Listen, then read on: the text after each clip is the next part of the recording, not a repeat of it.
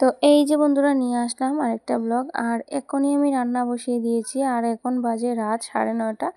তো আমার বর নিয়ে আসলো মাছ, তো মাছটা এবার রান্না করব। আজকে না দিনের বেলা কিছু রান্না করিনি, মানে রান্না করেছি কিন্তু তেমন কিছু না, মানে একটা বানিয়েছি, বানিয়ে সবাই মিলে খেয়ে নিয়েছি।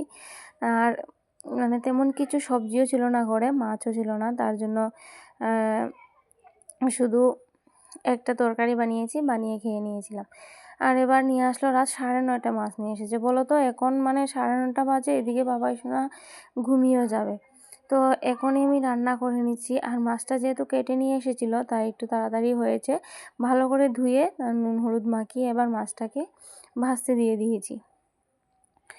আর মানে সবসময় মাছটা কেটেই নিয়ে আসে, মাছটা কেটে নিয়ে না আসলে আমার একদম অসুবিধা হয়ে যায়, এখন বসে মাছটাও কাটতে পারি না। আর ওর বাবা তো সবসময় মানে কেটে দিয়ে যে যাবে আমাকে, সেই সময়টুকু হয়ে ওঠে না, কারণ ও আমাকে অনেক কিছু হেল্প করে, যেমন সকালে জল উঠানো, তারপর বাসি উঠোন ঝাড়ু দেওয়া, তো সব কিছু ওই করে, কাপড় ধোয়া। তো ওইটুকু কাজই মানে অনেকই আমাকে হেল্প করে, অনেকটুকুই আমাকে হেল্প করে। আর বাকি যা রয়েছে ঘর মোছা, ঘর ঝাড় দেওয়া, এসব কিছু আমি করি। মাঝে মধ্যে ও বিছানাটাও গুছিয়ে নেয়, মানে এতটুকু আমাকে হেল্প করে। তো যাই হোক, এতটুকু হেল্প আমার কাছে অনেকটা, কিন্তু রান্না করতেও পারে না, তাই রান্নাটাও করে না। আর এখানে ফুলকপি আর আলু কেটে নিয়েছি, ফুলকপির আলু দিয়ে মাছের ঝুলটা বানাবো। তো মাছটা ভেজে নিয়ে এবার মাছের তেলের মধ্যেই আমি দিয়ে দিয়েছি পাঁচফোড়ন, আর পাঁচফোড়ন দিয়ে এবার ফুলকপির আলুটাকে ভালো করে ভেজে তারপর এবার সব কিছু মশলা দিয়ে কষিয়ে নিচ্ছি। আর এই যে ঠান্ডার সময় ফুলকপি দিয়েই মাছের ঝোলটা বেশ ভালো লাগে।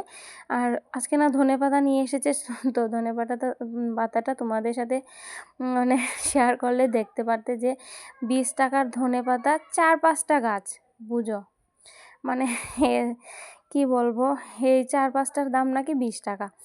তো আমি বলেছিলাম এখানে 5 টাকার ধনেপাতা, ও বলছে যে তুমি বাজারে গিয়ে দেখো 5 টাকার ধনেপাতা, তুমি যদি 5 টাকা হয় তাহলে মানে এরকম 3-4টা নিয়ে আসবে। তো এই যে আমরা এখন যাব বাজারে, তার জন্য এখানে চা খেয়ে নিয়েছি আর আমি রেডি হয়ে নিয়েছি। তো শুধু শাড়িটা পরবো আর বাজারে যাব।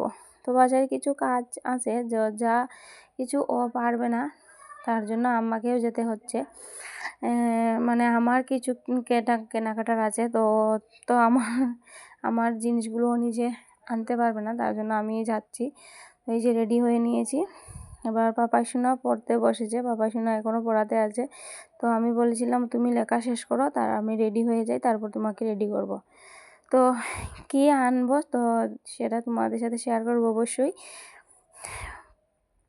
এই ভিডিওতেও যদি নাও পারি তা পরবর্তী ভিডিওতে অবশ্যই শেয়ার করব। আর এই যে পাপাই সোনা এখানে পড়ছে, পাপাই সোনা পড়ছে কি দেখো, আমি ওকে লেখা দিয়েছিলাম লিখতে, কিন্তু ও এখানে বসে। তো ফাইনালি তারপর চলে আসলাম বাজারে। এই যে বাজারে চলে এসে দেখি যে মানে আমরা যেই দোকানটাতে যাব সেই দোকানটা বন্ধ রয়েছে। তো ভাবো মানে আর হলো না, তারপর পাপাই সোনাকে ডক্টর দেখিয়ে চলে আসলাম। আর আজকে আমার ননা সেখানে খিচুড়ি দিয়েছে আমাকে, তো বাড়ি এসে খিচুড়িটা খেয়ে নিচ্ছি। তো আজকে এই পর্যন্ত, টাটা, বাই বাই।